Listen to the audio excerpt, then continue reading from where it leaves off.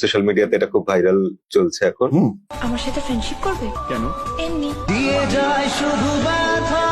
রহস্যটা কি সবাই জানতে চায়। আজকে কনফার্ম বলে দিচ্ছি, ওখানে খুব ভালো লেখে, ওর ইংলিশটা খুব ভালো।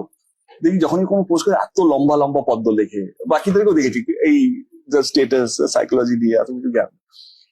ভাবলাম না, আমি বলছি না আমার ইংলিশটা খারাপ বা ভালো, এত লম্বা লম্বা লেখে মানুষ পড়ে কি করে?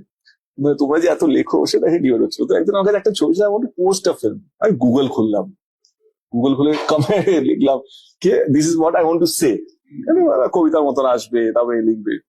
তো এটা লিখে নাকি একটা পোয়েটের নাম নিয়ে কি একটা কবিতা লিখে দিল, পোয়েটের নাম দিয়ে দিল। ঠিক আছে, আমিও গুগল খুললাম, দেখি আমার এই ইমোশনটার সাথে কি কি লাইনটা দেখি। গুগলে একটা দিয়েছে আমাকে, একটা রাইম দিয়েছিল, বাট অনেক লম্বা, আমার সাথেই যাচ্ছে না, আমার ক্যারেক্টারের সাথেই যাচ্ছে না। তো আমি বললাম তো রুক্মিণী পাশেই ছিল, কি হয়েছে এটা কি লিখতে চাও? এমনি লিখতে চাই আর কি, তো লিখে দাও। এমনি, হ্যাঁ इसमें क्या है? And that's how এমনি started in my life.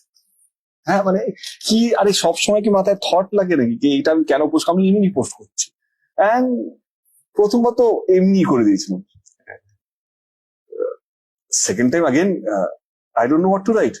এত কে লিখবে, এত মাথা ব্যথা কিসের, একটা ছবির পিছনে কি আকাশ নাকি এ আছে, তাকে নিয়ে কবিতা খুঁজতে যাবো, তাকে নিয়ে একটা আবৃত্তি লিখবো, কে লিখবে এত, চলো এমনি দিয়েই বুঝিয়ে দেবো চলো। এন্ড আস্তে আস্তে